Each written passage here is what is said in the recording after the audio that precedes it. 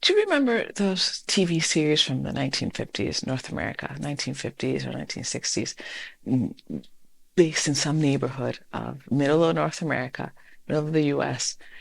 And people are walking around the neighborhood. Hey, Tom. Hi, Susan. And they go to the shop and they greet everyone and they're polite, they're civil, and they're kind.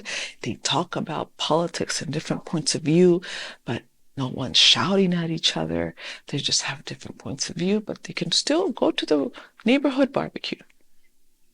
Whatever happened to that? Whatever happened to that? To our good old-fashioned manners, just good manners. I do not know what you were taught at home. I am not even going to bother making a claim towards your parents. I'm not even going to bother because at this stage in time, at this stage in your life, you are an adult. You need to own your mess, own your mess, as I have to own my mess. And we need to somehow recover, recuperate, reimagine, and reutilize and a lot of things are good old-fashioned manners. To revitalize them, to we definitely have to recuperate them. We need to reintegrate them. Most importantly, reintegrate them into our fabric. Our social fabric is desperate for them. We need good old-fashioned manners. So let's break this down into two categories, the IRL, in real life, and the digital category. How can we go back to this civility? We need good old-fashioned civility, please. Please, please. It's desperate. Why is it desperate? Because without civility, we have no safety. And without safety, making these social connections, playing in the playground, interacting with others, it's really difficult. It's basically dangerous. I don't know if you're going to throw a knife at me or, just splash your cup of coffee on me. We need civility. And I know that people are more intoxicated than before, that we have substance abuse problems, that there are many things that are socially going on that also makes this harder. But it also comes down to the golden rule, do unto others as you want them to do unto you.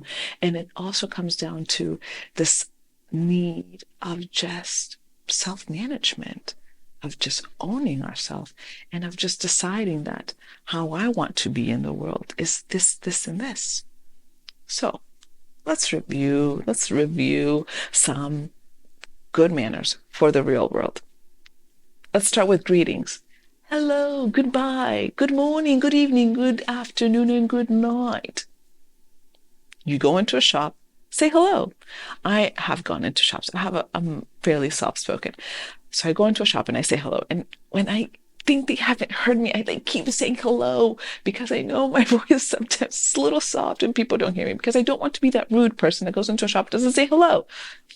And you also would be surprised that when you say hello, they're surprised someone says hello to them because everyone's that rude person that goes into a shop and doesn't say hello. Let's not be those people. Greetings in shops in Spain. When you go into an elevator, people usually say hello. It's funny. I was taken aback first time I saw it. But you don't have to go to that extent because in your context, that might not be appropriate. But when you go into a shop, when you go into an office, maybe a waiting room, you just greet or at least smile at the people around you if they've seen you walk in. You can decide what the greeting is, what the appropriate greeting is for your context, but let's be conscious about greeting people, to see people. Let's see people. We want to be seen and we want to see. We're observing. We are in this together. Greetings. Please and thank you. Please and thank you, excuse me. Okay, granted, North Americans are really good at this. Please and thank you and excuse me are really well used by North Americans generally. I'm just reminding you that let's keep this up. Smile. I don't care how your teeth are. A good old-fashioned smile goes a long way. Just smiling at people, looking them at the eye and smiling and just showing kindness and showing that I've seen you. I've seen you, smiling at you. I'm not trying to hit on you. I might be, but I'm not. Just smiling, just smiling. Observe and follow up. Observe and follow up. You are in a context, in a community, many communities, and you receive information and you see information, you interact with people, observe and follow up. As simple as. So, Tom, I saw that he had his leg broken last week and I see him again. I'm checking in on his leg. How long will you need to cast for? What happened? Observe and follow up. How are people? This is not hard. This is not hard. Be curious. Let's not judge or jump to conclusions. Sometimes, in the same that we would judge body language by fragmented pieces, if you just see my hands or if you just see my shoulders, versus if you look at the full picture, you get an entirely different reading. Let's do that. Let's be curious and not jump to conclusions socially. Let's just be curious. Let's assume the best as well. Let's assume the best, that people are trying to do the best they can they're trying to be as courageous as they can in this present moment. They're doing the best they can. Most of us are doing the best we can. And if that phrase is difficult for you to process, because it was for me at some moment in time, think that most of us are doing the most courageous thing that we know how to do right now. We might know how to do better, but we're acting with the courage we have today.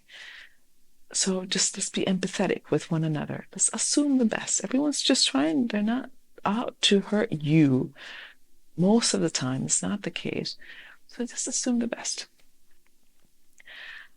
Also, elders, pregnant women, people with some injury or some physical diversities.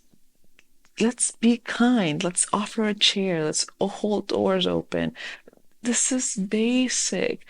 And if you want to get really, really extra points, if you see someone in really high heels in the metro and everyone else that would be in this category that should have a seat has a seat, and you're in flats and you don't need a seat, you don't care to be up, I would offer them a seat. Because if you haven't worn heels, if you haven't worn heels for a long time, it can just be painful. I mean, just little details. Observe.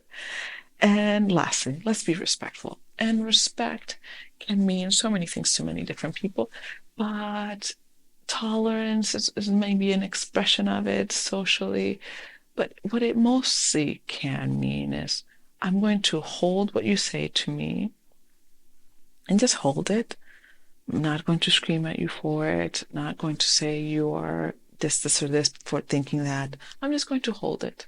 And I hope that you will just hold whatever I say to you, especially when it comes to conflicts, when we talk about politics, when we talk about everything today is some identity issue or something that they want to use to polarize us. But the only way for us to move forward as a society, for us to move forward as a species, is to actually come together and to be civil so that we can bring the best ideas to the table. No one ever has the best ideas, no one group. So we have to give space, be civil and respectful for us to feel safe enough to allow these conversations to happen.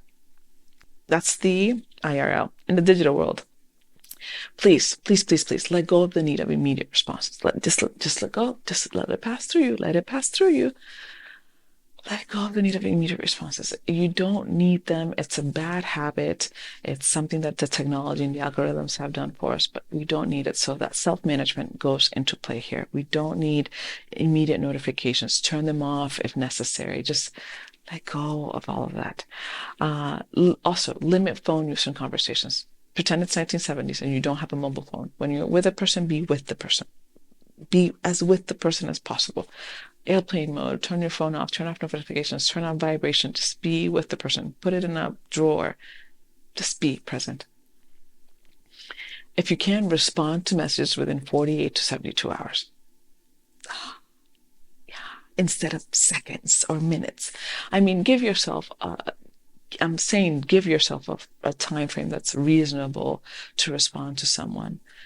And also be reasonable with others. Since you're releasing the need for immediate responses, that means that you're not expecting someone to be on top of their phone waiting for you to say something. Obviously, if we're making dinner plans, it's a little more difficult, but to plan ahead, to have a different dynamic in which you don't need these immediate responses. Also, be watchful of your tone in written communication. Written communication is a little tricky because it might seem dry or it might seem as if we're not connecting appropriately. So just be watchful of your tone, maybe reread it, check that the words are okay. And lastly, use likes appropriately in social media. Why do I say this? I am not active in social media, as you will notice or have noticed.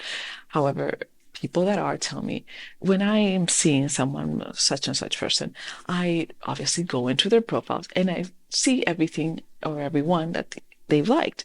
And if, for example, guys, if, for example, you're liking all the pictures of this model and all the pictures she's half naked, it's just not tasteful. It's not tasteful because this is all public information. Anyone that wants to see what you're doing digitally can find it. So just be tasteful. Just be tasteful and be mature. Be mature, self-management. You can like her boobs. Who's not going to like her boobs?